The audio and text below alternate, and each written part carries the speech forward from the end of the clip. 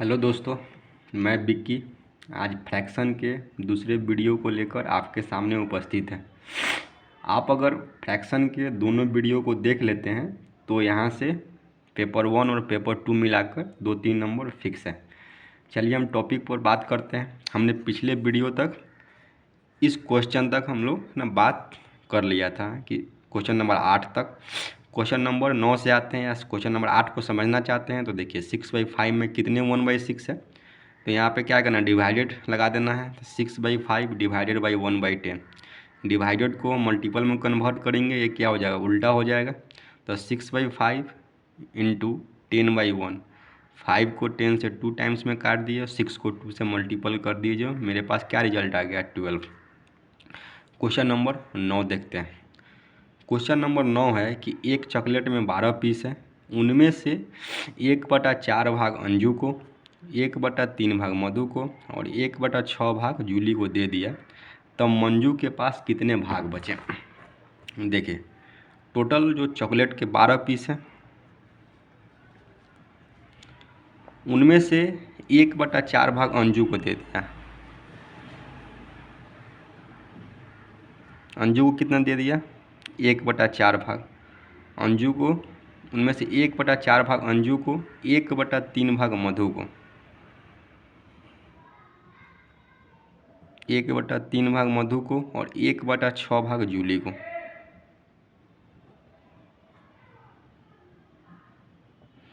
देखिए 1/4 भाग दे दिया तो अंजू को कितना चॉकलेट मिला, चॉकलेट का नंबर ऑफ चॉकलेट कितना है, 12 है। इसका 1/4 भाग अंजू को दिया, मतलब 4 को कटेगा 3 बार में, तो 3 चॉकलेट मिला किसको, अंजू को।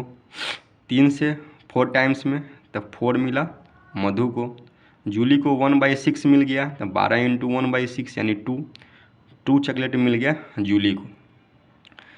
तो देखिए क्वेश्चन था उनमें से 1/4 भाग अंजू को, तो 1/4 भाग मिला अंजू को, मतलब जो चॉकलेट की संख्या थी उसको 3 मिला। मधु को 1/3 भाग मिला तो इसको 4 मिला। और यहाँ पे है 1/6 भाग जूली को मिला, तो 1/6 भाग मतलब 12 इंटू 1/6, तो 6 को 2 टाइम्स में 2 को मल्टीपल कीजिएगा, 2 इंटू 1 तो 2। तो जो अंजू मधु और जूली को टोटल मिला के जो चॉकलेट की संख्या मिला, कितना मिला, 4 3 7 2 9। बचा कितना चॉकलेट जो मंजू को मिला, तो मंजू को जो प्राप्त चॉकलेट है, मंजू को प्राप्त चॉकलेट कितना हो गया, टोटल में से हम इसको घटा देंगे तो टोटल कितना है, मेरे पास 12 है, 12 माइनस 9 तो कितना हो गया, 3।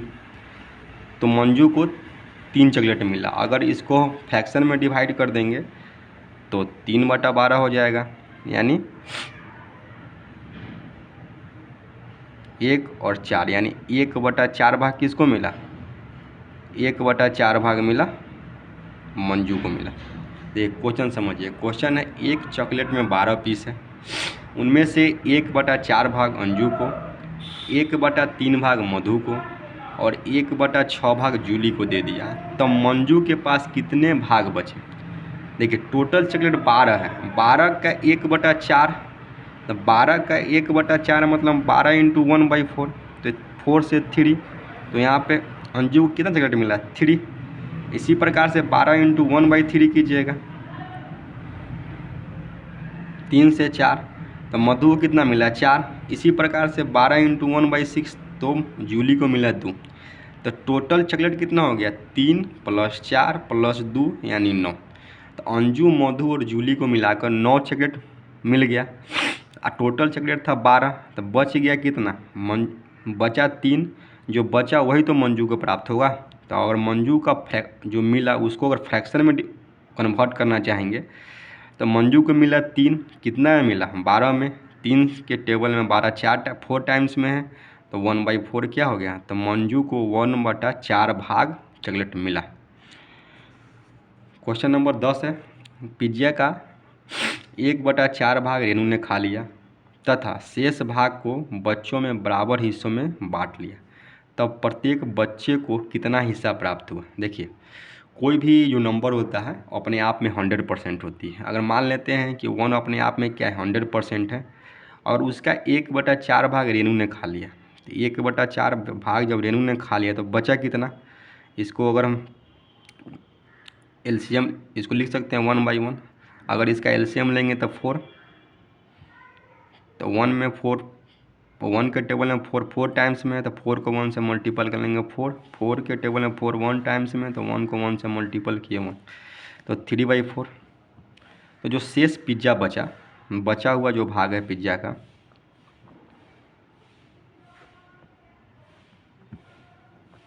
बचा हुआ भाग कितना है 3/4 है।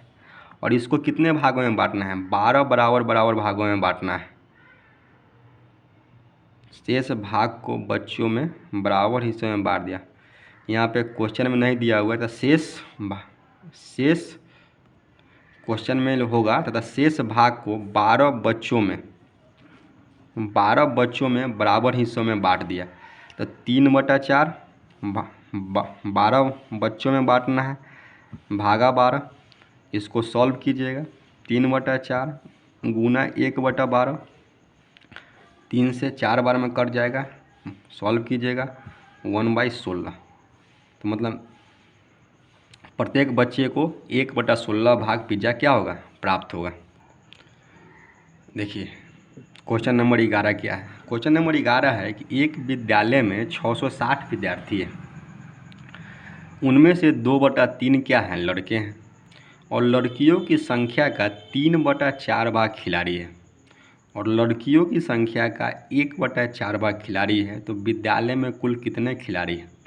एक विद्यालय है जिसमें लड़का और लड़की मिलाकर 660 स्टूडेंट है, उनमें से बोल दिया है क्वेश्चन में कि 2/3 लड़का है, और जो शेष बच जाएगा वो ऑटोमेटिक लड़की है। और बोल रहा है लड़कों की संख्या का 3/4 भाग खिलाड़ी है, और लड़कियों की संख्या का 1/4 भाग खिलाड़ी है। तो विद्यालय में कुल कितने खिलाड़ी है। सबसे पहले विद्यालय में विद्यार्थी की संख्या क्या है, कुल विद्यार्थी को जो संख्या होगा विद्यालय में,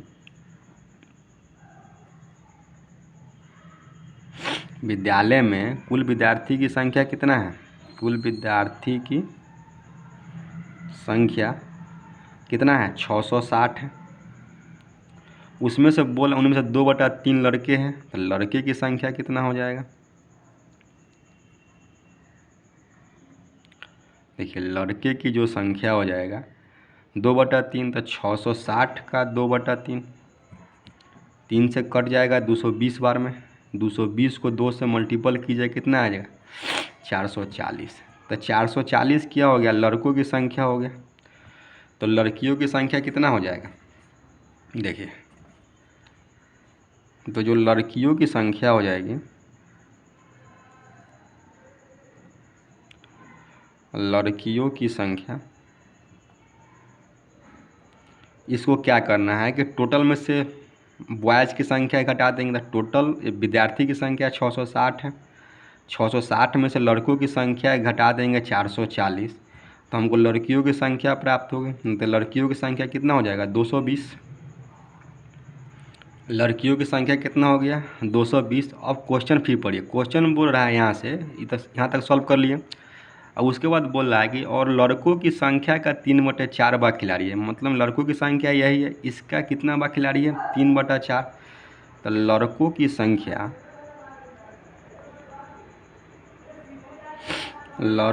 संख्या कितना है 440, इसका 3/4 भाग खिलाड़ी है, तो 3/4, 4 से कट जाएगा 110 बार में, 110 को 3 से मल्टीपल किए कितना है 330, ये हो गया खिलाड़ी,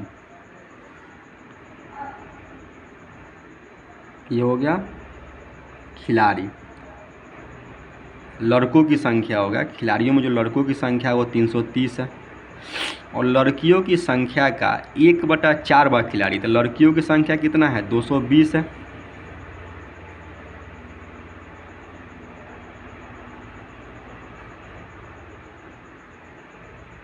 लड़कियों की संख्या कितना है 220, 220 का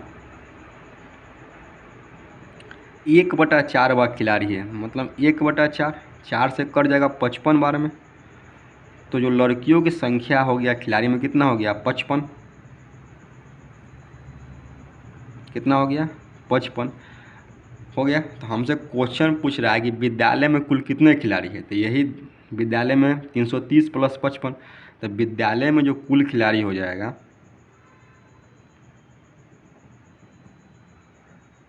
विद्यालय में कुल खिलाड़ी कितना होगा 330 प्लस 55 कितना हो गया 385। यही आपका आंसर हो जाएगा। क्वेश्चन को फिर से समझिए। क्वेश्चन कह रहा है, देखिए क्वेश्चन कह रहा है कि एक विद्यालय में 660 विद्यार्थी है, तो हमने लिख दिया कुल विद्यार्थियों की संख्या 660। उसमें से फिर क्वेश्चन देखिए, क्वेश्चन उनमें से 2/3 लड़के हैं, तो लड़कों की संख्या 2/3 है, तो कितना का 660 का, तो 660 इंटू 2/3, 3 से 220 पर में काटें, 220 को 2 से मल्टीपल कीजिए, कितना है 440। फिर क्वेश्चन बोला, फिर आपका क्वेश्चन बोला कि जो लड़कों की संख्या का 3/4 भाग खिलाड़ी है, लड़कों की संख्या कितना है 440, इसका 3/4 भाग खिलाड़ी है, तो 3/4 से मल्टीपल कर दिए तो आ गया लड़कों की संख्या 330। अगर टोटल विद्यार्थी की संख्या 660 है, लड़कों की संख्या 440 है, तो लड़की की संख्या को निकालने के लिए इसमें से इसको सब्ट्रैक्ट कर देंगे तो लड़कियों की संख्या निकल जाएगा। लड़कियों की संख्या हमको 220 निकल चुका है।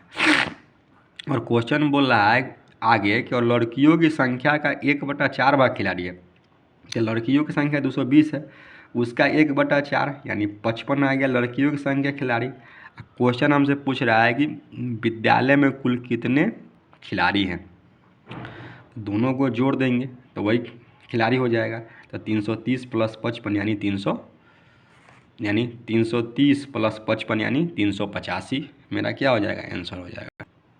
देखिए क्वेश्चन नंबर 12, क्वेश्चन नंबर 12 क्या कह रहा है कि निम्नलिखित में से कौन सा भिन्न 2/3 या 3/5 के बीच में है। आपके पास ऑप्शन दिया हुआ है 4 ABCD, इसमें से देखना है कि इस दोनों के बीच में कौन सा भिन्न है। तो सबसे पहले तो आपको इसको बदलना पड़ेगा डिसमल में, तब पता चलेगा मतलब कौन किसके किसके बीच में आएगा। तो वही मेथड जो सभी फ्रैक्शन पर लागू होता है। सबसे पहले स्टेप 1 में क्या कर देना है, तो स्टेप 1 में न्यूमरेटर में से डिनोमिनेटर को घटा देना है, या डिनोमिनेटर में से न्यूमरेटर को घटा देना है, आपको जो अच्छा लगे कर दीजिए। हम हर में से ही अंश को घटा देते हैं। तो 3 में से 2 गया कितना हो जाएगा 1, और 5 में से 3 गया क्या हो जाएगा 2।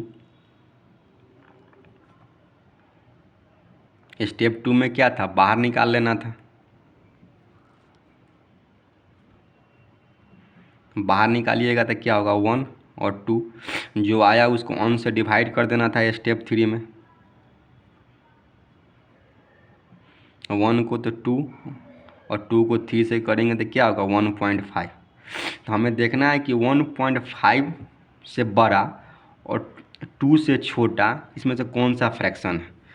इसको देखने के लिए सबको हमको सॉल्व करना पड़ेगा। तो इसको अगर हम सॉल्व करते हैं तो क्या होगा, मॉडुलस के अंदर फिर यही स्टेप 1 वाला मेथड, तो घटाएंगे कितना होगा 3, बाहर भी निकलेगा तो क्या होगा 3, और 3 को 2 से डिवाइड करेंगे कितना होगा 0.66 आएगा। तो क्या यह 1.5 से बड़ा है 2 से छोटा है, नहीं, तो ये आंसर आपका नहीं होगा। देखिए दूसरा नंबर ऑप्शन देखिए, यहाँ पे है 1/3 है, तो फिर इसको मॉडुलस के अंदर घटाइएगा क्या होगा 2, बाहर निकलेगा तो क्या होगा 2, और इसको अगर ऑन से डिवाइड करें क्या होगा 0.5। तो ये भी तो 1.5 से छोटा है, लेकिन हमको चाहिए 1.5 से बड़ा और 2 से छोटा, तो ये तो 1.5 से ही छोटा है, ये भी आंसर गया। बच गया 1/15 है, इसको अगर अंदर सॉल्व कीजिए कितना आएगा 14, बाहर निकलेगा तो क्या होगा 14, 14 को 1 से डिवाइड करेंगे तो कितना होगा 0.7।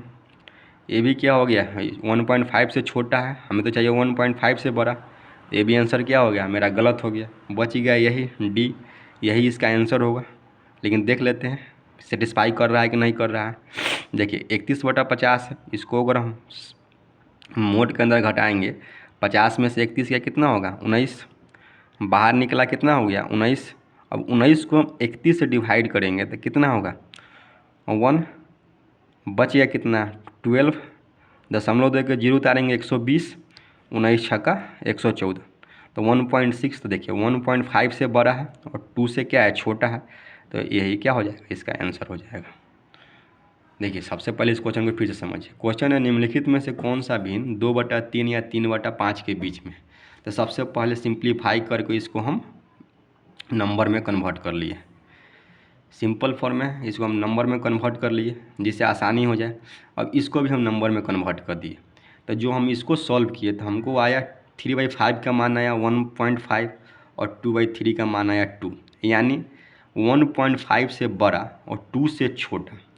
तो देखिए 0.6 1.5 से भी छोटा है, 0.5 ये भी 1.5 से छोटा है, 0.7 ये भी 1.5 से छोटा है, लेकिन जो 1.6 है ये 1.5 से बड़ा है और 2 से क्या है छोटा है, तो सेटिस्फाई यही कर रहा है, तो मेरा क्या होगा यही आंसर होगा। देखिए क्वेश्चन नंबर 13 क्या कहता है उसको समझिए। देखिए क्वेश्चन नंबर 13 है कि निम्नलिखित में से कौन सा भिन्न 7/8 से छोटा और 1/3 से बड़ा है। तो देखिए 7/8 से छोटा और 1/3 से बड़ा, तो फिर इसको पहले सॉल्व कर लेते हैं। 7/8 है और क्या है 1/3 है, इसको मोड के अंदर सॉल्व करेंगे कितना होगा 1, इसको मोड के अंदर सॉल्व करेंगे कितना होगा 2, बाहर निकलेगा तो कितना होगा 1, ये निकलेगा बाहर कितना होगा 2, 1 को 7 से डिवाइड करेंगे कितना होगा 7, 2 को 1 से डिवाइड करेंगे तो कितना होगा 0.5, यही होगा। तो हमें क्या देखना है 0.5 से बड़ा और क्या है 7 से छोटा, यही देखना है। इसके बीच में जो भी इसमें से होगा वो क्या कर जाएगा सेटिस्फाई कर जाएगा। देखते हैं क्या ये 0.5 से बड़ा है कि नहीं और 7 से छोटा है कि नहीं। तो वही मेथड सबसे बेस्ट मेथड है फ्रैक्शन में छोटा बड़ा बीच का मान निकालने का और पहचानने का। देखिए घटाइएगा 3, बाहर निकलेगा कितना होगा 3, 3 को डिवाइड करेंगे 1 से कितना होगा 0.33, तो ये 5 से क्या है छोटा है, ये आपका आंसर हो गया गलत। बच गया 23/24, इसको अगर मोड में घटाइएगा नोमिनेटर या डिनोमिनेटर या अंश या हर या अंश कुछ भी, तो कितना हो जाएगा 1, बाहर निकलेगा कितना होगा 1, 1 को 23 से डिवाइड कीजिए कितना होगा 23, तो ये तो 7 से बड़ा है तो ये भी गया। बच गया 11/12, इसको भी सॉल्व कीजिएगा, अंदर क्या होगा 1, बाहर निकलेगा क्या होगा 1, 1 को 11 से डिवाइड करें क्या होगा 11, तो 11 भी क्या है 7 से बड़ा, ये भी क्या हो गया आपका आंसर गलत हो गया। बच गया 17/24, देखिए यही इसका आंसर भी सही होगा क्योंकि तीनों गलत है तो यही सही होगा। देख लेते हैं कैसे। 17/24 में अगर इसको हम सब्ट्रैक्ट करेंगे तो कितना होगा 24 में 17 कितना होगा 7 हो जाएगा, बाहर निकलेगा कितना होगा 7, और 7 को जो 17 से डिवाइड करेंगे कितना होगा 2 पॉइंट समथिंग आएगा, 7 दूना 14, बच गया 3, 7 चौका 28, 2.4। देखिए 0.5 से बड़ा है और 7 से क्या है छोटा है, तो ये क्या हो जाएगा मेरा आंसर हो जाएगा। देखिए क्वेश्चन था निम्नलिखित में से कौन सा भिन्न 7/8 से बड़ा, 7/8 से छोटा और 1/3 से बड़ा है। तो 7/8 को हम नंबर में कन्वर्ट कर लिए, वही में स्टेप 1 में नोमिनेटर में से डिनोमिनेटर के मॉडुलस के अंदर घटा देना है, घटाएं 1 आ गया, इसको घटाएं 2 आ गया, बाहर निकलेगा मॉडुलस के बाहर निगेटिव नंबर हो या पॉजिटिव नंबर हो, जब भी निकलेगा वो हमेशा पॉजिटिव ही निकलेगा। तो 1 ऐसे भी पॉजिटिव में है तो बाहर निकला पॉजिटिव, इधर से भी बाहर निकला पॉजिटिव। 1 को 7 से डिवाइड किए 7, 2 को 1 से डिवाइड किए 0.5, तो मतलब जो आया इसका मतलब हुआ कि कोई इसमें से जो भी फ्रैक्शन दिया हुआ है इसका मान 0.5 से बड़ा होना चाहिए और 7 से छोटा आना चाहिए। इसका फ्रैक्शन का मान आया 0.3 जो 0.5 से क्या है छोटा है, इसका आया 23 जो 7 से बड़ा है, इसका आया 11 ये भी 7 से क्या है बड़ा है, इसका आया 2.4 जो इसके बीच में है, तो यही क्या होगा मेरा आंसर होगा। देखिए अब क्वेश्चन नंबर बात करते हैं 14। क्वेश्चन नंबर 14 कह रहा है निम्नलिखित में से सबसे बड़ा और सबसे छोटा भिन्न कौन सा है।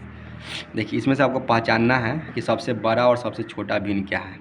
अगर आप इसका एलसीएम निकाल कर बनाने बैठिएगा तो देखिए कितना बड़ा बड़ा नंबर है, 100 है, 69 है, 25 है, 11। आप समझ सकते हैं कितना बड़ा लेंदी हो जाएगा इसका एलसीएम लेकर मल्टीपल करने में। जो सबसे बेस्ट मेथड वही हम करेंगे, जनरल जो सब फ्रैक्शन पर लागू होता है। नोमिनेटर में से क्या करना है, डिनोमिनेटर को घटा देना है। तो घटाएंगे तो कितना आएगा 1, बाहर निकलेगा कितना होगा 1। 1 को 99 से डिवाइड करें कितना होगा 99। इसी प्रकार से इसको मॉडुलस के अंदर कितना आएगा 1, बाहर निकलेगा कितना होगा 1। 1 को 68 से डिवाइड करें कितना होगा 68। फिर 24/25 है, इसको भी सेम 1 आएगा, बाहर निकलेगा मॉडुलस के बाहर निगेटिव या पॉजिटिव, पॉजिटिव होता है। 1 को 24 से डिवाइड करें कितना होगा 24। 10/11 है, इसको सब्ट्रैक्ट करेंगे कितना होगा 1, बाहर निकलेगा कितना होगा 1। 1 को 10 से डिवाइड करें कितना होगा 10। तो सबसे बड़ा संख्या इसमें क्या दिखा 99। इसके सामने का भिन्न क्या होगा, सबसे बड़ा होगा 99/100 है, वो सबसे बड़ा फ्रैक्शन है, सबसे बड़ा भिन्न है। और जो सबसे छोटा भिन्न है यही है, 10 सबसे छोटा नंबर है, तो इसके सामने का भिन्न क्या है 10/11, सबसे छोटा भिन्न।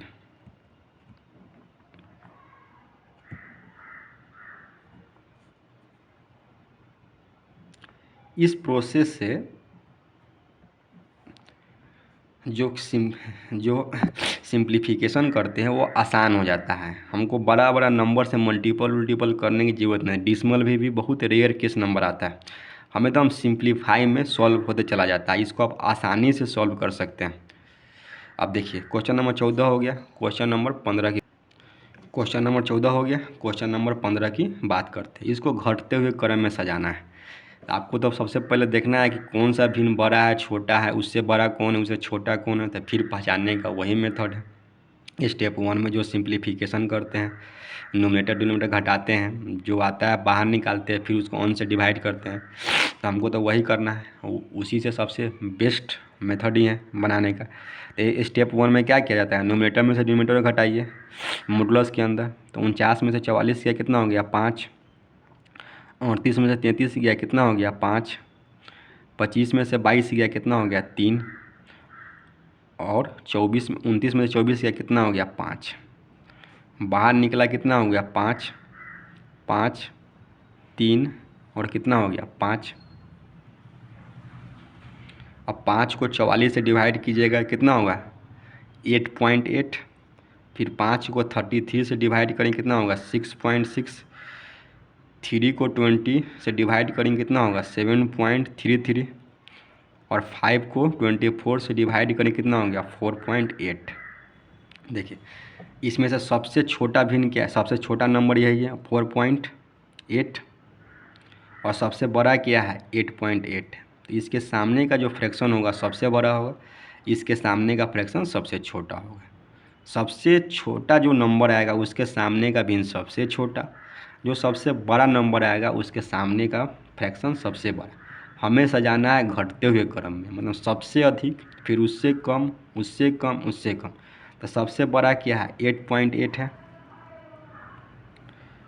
उससे बड़ा क्या है 7.3 है,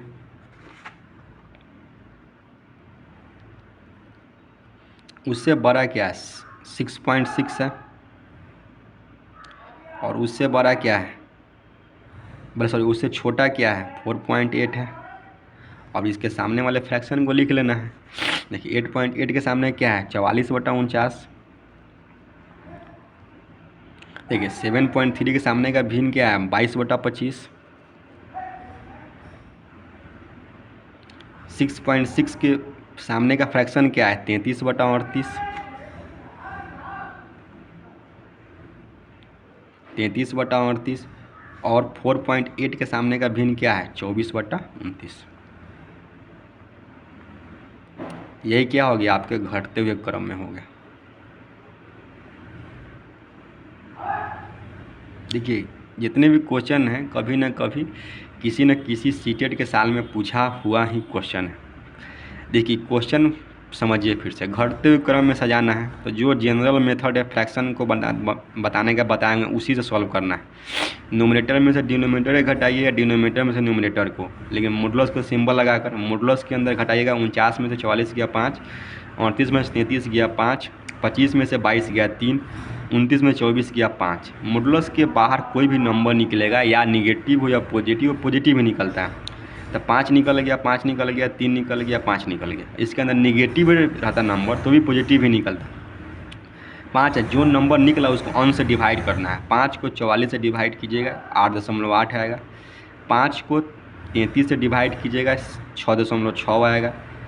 3 को 22 से डिवाइड करेंगे 7.33 आएगा। 5 को 24 से डिवाइड करेंगे 4.8 आएगा। तो सबसे छोटा नंबर यही है इसमें 4.8। इसके सामने का जो फ्रैक्शन होगा सबसे छोटा। सबसे बड़ा नंबर क्या है 8.8, इसके सामने का फ्रैक्शन सबसे बड़ा। हमेशा जाना है घटते क्रम में, ना सबसे अधिक फिर उससे कम फिर उससे कम फिर उससे कम।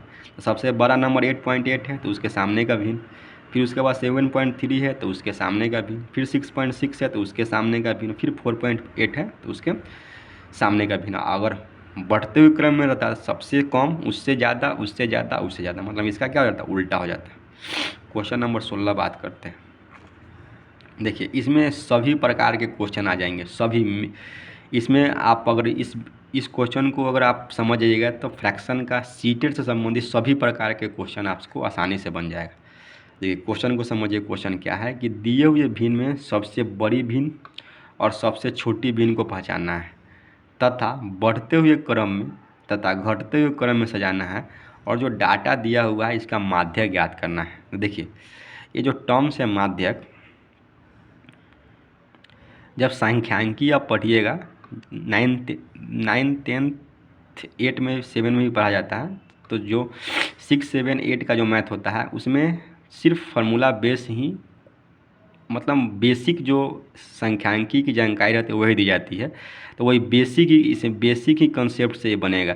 कोई इसमें हम माध्यक का फार्मूला लगाया नहीं चल जाएंगे जो स्टैंडर्ड लेवल का होता है। हमें सिर्फ समझना है इस जो भी डाटा दिया रहेगा ना, सबसे पहले या तो उसको आपको घटते हुए क्रम में सजाना रहेगा तो या बढ़ते हुए क्रम में सजाइएगा तभी माध्यक निकलेगा, नहीं तो माध्यक नहीं निकल सकता है, आपको गलत आंसर आ जाए। तो जो डाटा दिया हुआ है आपको पता ही नहीं है कि सबसे बड़ा कौन है, उससे थोड़ा सा छोटा कौन है, फिर उससे छोटा कौन है या उससे छोटा कौन है। तो सबसे पहले तो आपको उस नंबर में कन्वर्ट करना पड़ेगा कि फ्रैक्शन में सबसे बड़ा सबसे छोटा कौन है, या छोटा के बाद उससे बड़ा उससे बड़ा उससे बड़ा कौन है। सबसे पहले यही पहचानना होगा। तो सबसे पहले पहचानते हैं। क्वेश्चन में कह रहा है सबसे बड़ी भिन्न और सबसे छोटी भिन्न। तो सेम वही जनरल मेथड जिसे हम बनाते आ रहे हैं। मॉडुलस के अंदर घटा देना है अंश में से हर को या हर में से अंश को, आपको जो अच्छा लगे। अच्छा हम घटाते हैं। 4 में से 3 गया 1, 2 में से 1 गया 1, 4 में से 1 गया 3, 3 में से 2 गया 1, 5 में से 3 गया 2 और 6 में से 5 गया 1। हो गया।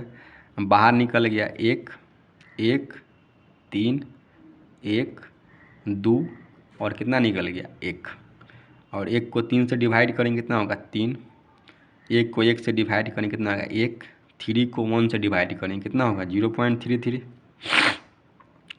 1 को डिवाइड करेंगे 2 से कितना होगा 2, 2 को 3 से डिवाइड करें कितना होगा 1.5 और 1 को 5 से डिवाइड करें कितना होगा 5। देखिए इसमें सबसे छोटा संख्या क्या है, सबसे छोटा संख्या मेरा यही है ना, सबसे छोटा संख्या। तो इसके सामने का जो भिन्न होगा फ्रैक्शन होगा वो सबसे छोटा होगा। तो 1/4 क्या हो सबसे छोटा होगा। सबसे बड़ा देखिए सबसे बड़ा नंबर क्या है 5 है, तो इसके सामने का जो भिन्न होगा क्या होगा सबसे बड़ा भिन्न होगा। ये आपका हो गया सबसे बड़ा भिन्न।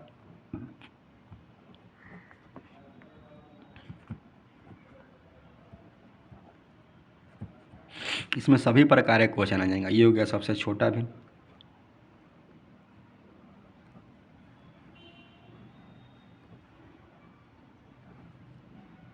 हो गया आपके दो प्रश्न का एक, इसमें दो आंसर मिल गया। सबसे बड़ा भिन्न आप निकाल लिए क्या हो जाएगा 5/6, और सबसे छोटा भिन्न क्या हो जाएगा 0.3 के सामने क्या हो जाएगा 1/4। अब तब पूछ रहा है इसको बढ़ते हुए क्रम सजाना है, मतलब सबसे कम फिर उससे ज़्यादा फिर उससे ज़्यादा। तो देखिए बढ़ते हुए क्रम में क्या होगा, इसको ऐसे दे दीजिए, देखिए बढ़ते हुए क्रम में।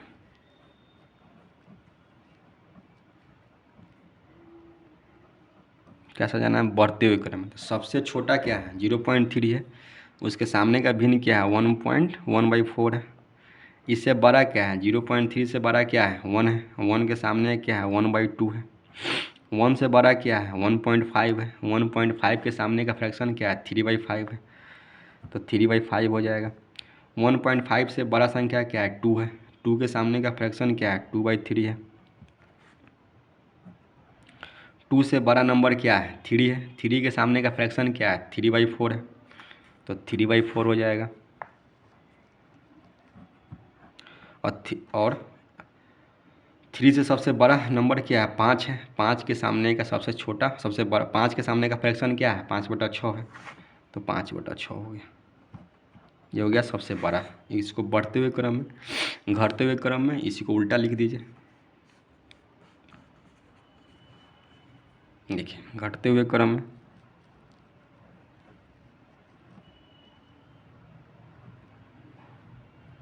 घटते हुए क्रम में इसको क्या लिख लेना है? उल्टा लिख लेना है।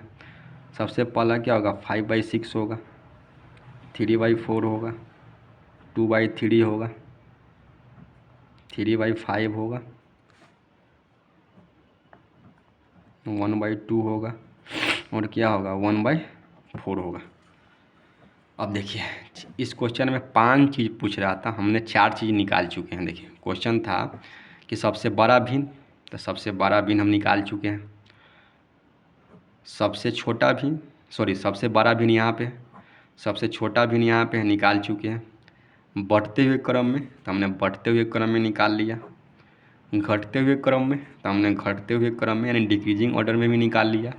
अब पूछ रहा है माध्य ज्ञात करें, यानी मीडियन पूछ रहा है। देखिए माध्यक निकालने का जो भी डाटा है, ये डाटा ही कोई ना कोई आंकड़ा है। इस आंकड़ा को सबसे पहले आपको लिखना रहता है, या तो घटते हुए क्रम में लिखिए या बढ़ते हुए क्रम में लिखिए। हमारे पास दोनों प्रकार का डाटा है, बढ़ते हुए क्रम में भी है और घटते हुए क्रम में भी है। आप दोनों में से कोई एक ले सकते हैं, उसमें कोई फ़र्क नहीं पड़ेगा। हम चलिए हम बढ़ते हुए क्रम में ही हम ले लेते हैं। तो क्या है बढ़ते हुए क्रम में? 1/4 है, 1/2 है, 3/5 है, 2/3 है, 3/4 है, और क्या है? 5/6 है।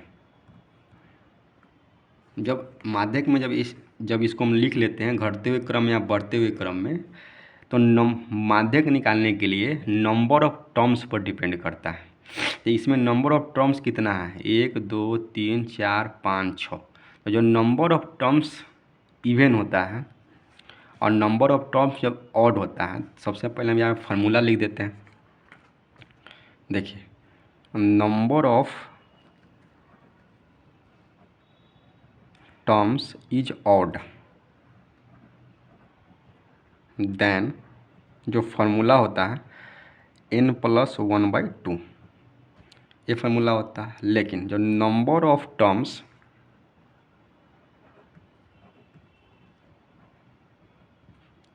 Is even, then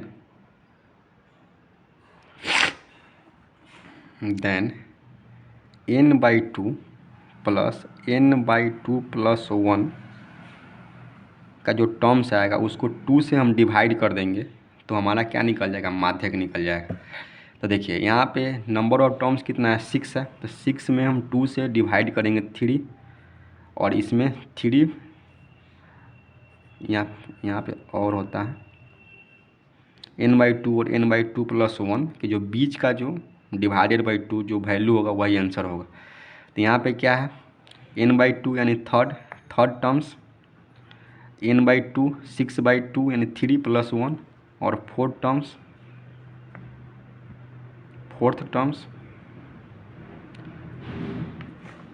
divided by क्या होगा? 2 होगा। देखिए यही है 2। तो थर्ड टर्म्स मेरे पास क्या है? 3/5 है। देखिए थर्ड टर्म्स यही ना, 3/5, और फोर्थ टर्म्स क्या है? 2/3। इस दोनों को जोड़ को 2 से क्या कर देना है, डिवाइड कर देना है। इसका अगर हम भिन्न का जोड़ है, फ्रैक्शन का क्या है, सम है। इसको सॉल्व कीजिए। डायरेक्ट ऐसे मल्टीपल करके भी कर सकते हैं बाई क्रॉस, नहीं तो अगर एलसीएम लेके बनाना चाहिए एलसीएम ले लीजिए। 5 3 का एलसीएम क्या होगा, 15। 5 3 का एलसीएम क्या होगा, 15। 5 के टेबल में 15 3 3 त्याई 9, 3 के 5 मतलब 5 दूना 10 बटा 2। इसको सॉल्व कीजिए, कितना होगा, 19 बटा 15 बटा 2। इसको और फिर सॉल्व कीजिएगा तो 19 बटा 15 गुना 1 बटा 2। तो इसको सॉल्व कीजिए, कितना हो जाएगा, 19 बटा 30। यही इसका क्या हो जाएगा, माध्यक हो जाएगा। या ऐसे भी अगर आप फार्मूला कभी भोर पर आ जा रहे हैं तो जो भी डाटा दिया रहता है उस डाटा का जो मिड मान होता है ना, मध्य का जो मान होता है वही माध्यक होता है।